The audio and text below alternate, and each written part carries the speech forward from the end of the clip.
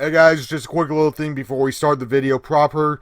So, the script for this review was written while I was still watching Steven Universe Season 1 when I was almost done with it. Since then, I have finished all the way through the movie. So, while some of my views are outdated, pretty much all of them stay where they are. With the exception of I had the one character who I talk about that I don't like that much, who grew on me a lot. And the character designs of even the stuff that I don't like the fusions. I don't like the early designs of the fusions. They get a lot better, and the ones that don't really change look a lot better from season 2 on. So, pretty much all the problems I have with this show are fixed from season 2 episode 1. So, I'm not going to be doing an updated review on this or another part.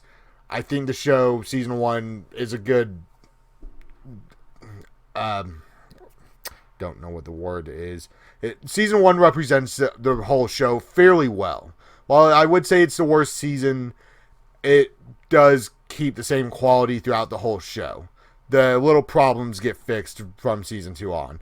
So, thanks for clicking on this video. Thank you, Otterpalm, for asking me to review this. I would not have watched the show if you didn't ask me to. And, yeah, enjoy the rest of the video. So, Steven Universe is an interesting show, and I guess I should talk about why I didn't watch this show when it was originally airing. It all begins with the designs of the show. To be specific, the character design of most of the main characters, and even some of the side characters, was always a little off-putting to me. Not helping is, for lack of a better term, the bean mouth. Now, I'm not going to say that it's a style or anything, because the shows that have characters with bean mouth shapes come from people who have all likely worked together and influenced each other. And if not that, then the similarities of designs throughout shows come from people trying to build on what is currently successful. It's not something that started in the last decade, and you can see all around in other styles like the anime-inspired Teen Titans and Avatar: The Last Airbender. Now, while the mouth shape does bug me, it doesn't always. Most of the time, I don't notice it, but what really bugs me is some of the character designs. Specifically, Pearl's design and Amethyst's lip. It might be that she's purple, but something about her upper lip just drives me crazy. Then there's Pearl, who is awkwardly designed. Her nose is just a little too pointy, along with her hair, which is just a little too pointy for me. Her design is mostly a problem when the show has her looking head-on.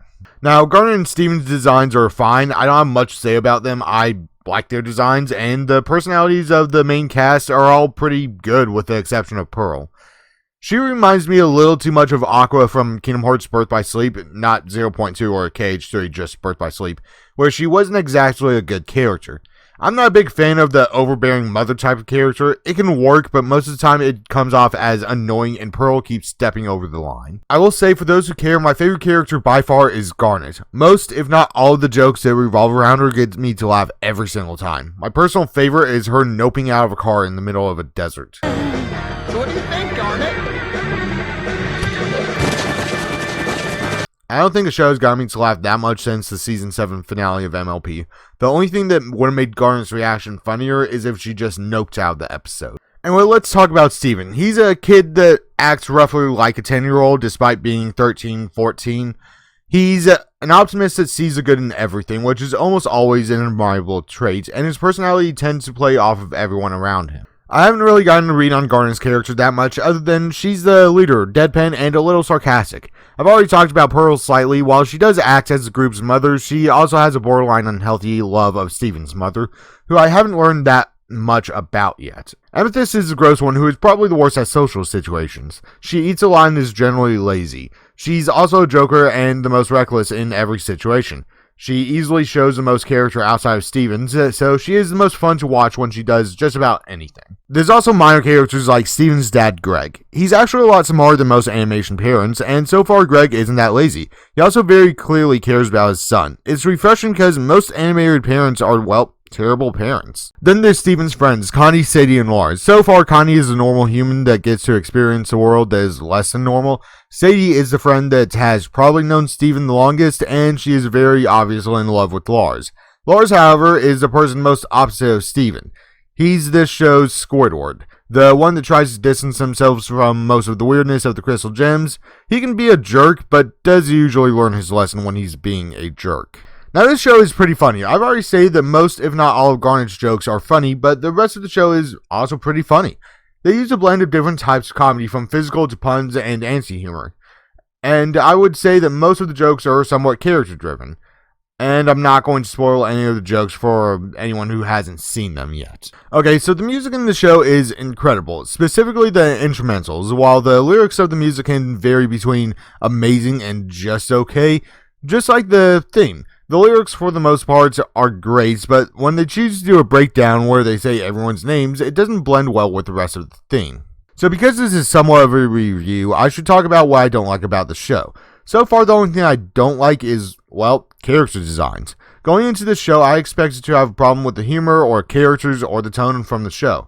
But so far, I like just about everything except for Pearl, when she's being overbearing, which gets on my nerves, most likely because I hated how Aqua acts in Birth by Sleep. And I really hate how the fusions between the main cast look. They're just awkwardly designed and not very visually appealing. I don't have much to say about them other than I don't like them. So that's my first impressions on Steven Universe. It's far better than I would have thought a few years ago. If I had to give the series a rating from the first season, I would give it an 8 out of 10.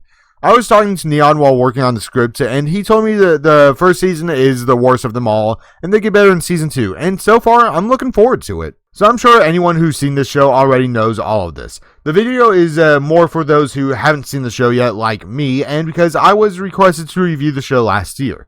Thanks, Dr. Palm. I probably wouldn't have watched this show if you didn't ask me to review it. Hey guys, real quick, just here at the end, I want to say I'm sorry this video took a while to get out. I've been in the process of moving the last couple weeks, but I got it all worked out. And yeah, I'm hoping that I can start getting more videos out at a more regular pace, especially with everything going on in the world right now. Thanks for watching. I'm happy to finally get this review out, because I've been trying to get this one out for at least a month and a half, at least 6 weeks.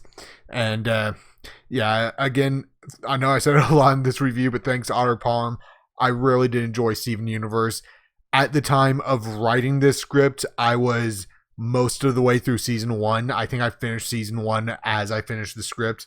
And then before I even got recorded, I had seen all the way up through the movie. And at the time of actually getting the video edited, I have finished all the way up through Steven Universe Future as it is at the beginning of April 2020. So thanks for watching this video. Thanks for putting up with how long it's been. And I will see you guys in the next video, whatever it may be.